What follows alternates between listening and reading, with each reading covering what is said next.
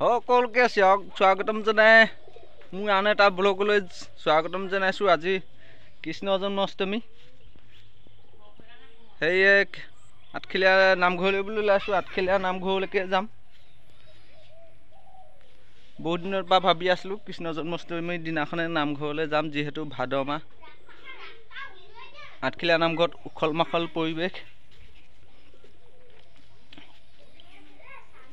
গতিকে মোৰ লগতে আপোনালোককো লৈ যাওঁ বুলি ভাবিছোঁ। দেখুৱাম ক'ত কি কৰোঁ, আপোনালোকেও চাই ভাল পাব আঠখেলীয়া পৰিৱেশটো। গতিকে অকণো স্কিপ নকৰাকৈ ভিডিঅ'টো চাই থাকিব। জানমণি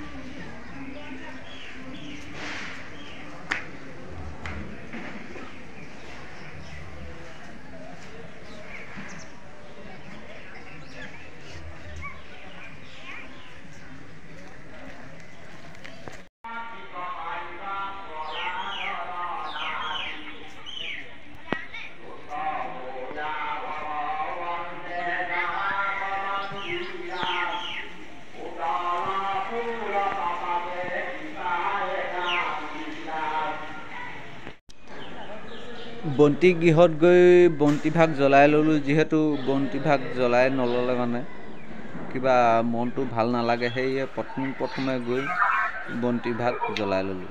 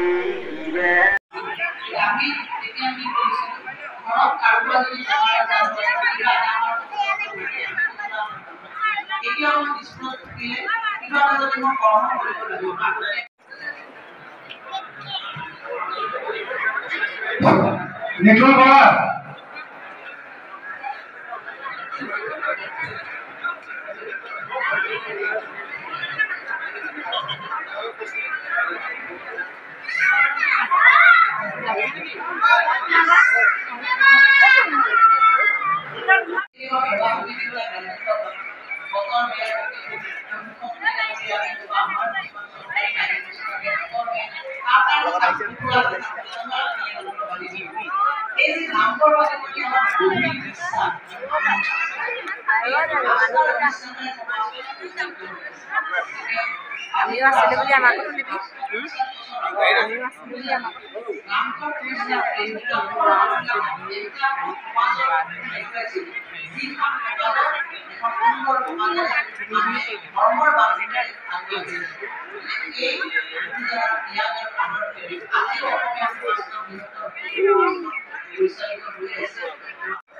লাহে লাহে ভাৱ নাইকিয়া হৈছিল।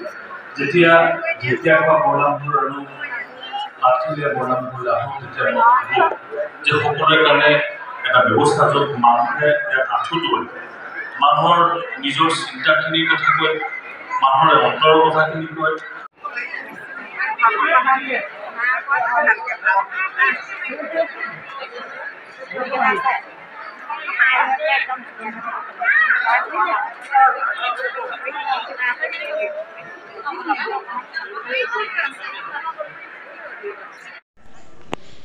যিহেতু গায়ত্ৰীয়ে ময়ে গৈছিলোঁ হ'লে নামঘৰলৈ, সেয়ে নামঘৰলৈ আহিলে তাইক কাছ চোৱাটো হেঁপাহ বেছি, সেয়ে কাছ চাবলৈ বুলি আহিলোঁ।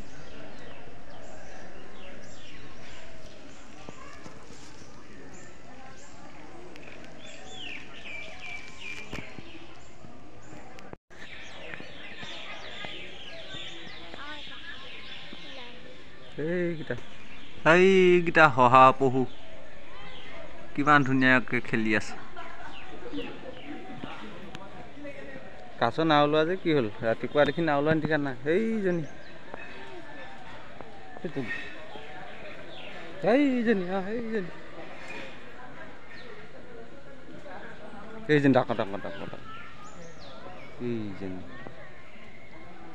লুকাই থাকিলে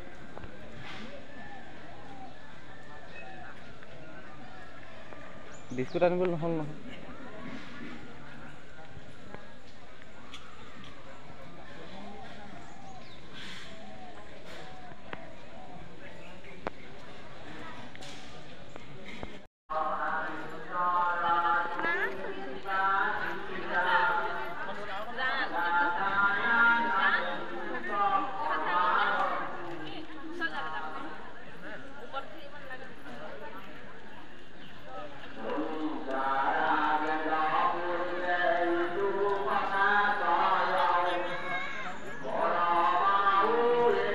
dân đằng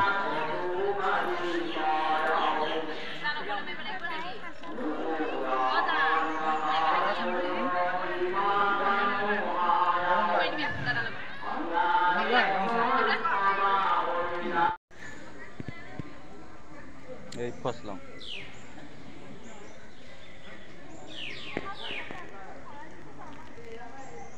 আমাৰ গায়ত্ৰী যেতিয়াই আঠখিলীয়া নামঘৰলৈ যায় কিন্তু পৰঠা নোখোৱাকৈ নাহে সেয়ে হোটেলত সোমাই লৈ পৰঠা এটা খুৱাই ভিডিঅ'টো যিমান পাৰিলোঁ দেখুৱাবলৈ চেষ্টা কৰিলোঁ ভিডিঅ'টো লাইক শ্বেয়াৰ আৰু ছাবস্ক্ৰাইব কৰি দিব বুলি আশা কৰিলোঁ ভিডিঅ'টো বৰ দীঘলীয়া নকৰিলোঁ গতিকে ভিডিঅ'টো আজিলৈ ইমানতে সামৰিছোঁ আকৌ পুনৰ এটা ভিডিঅ'ত লগ পাম আজিলৈ আহিছোঁ ধন্যবাদ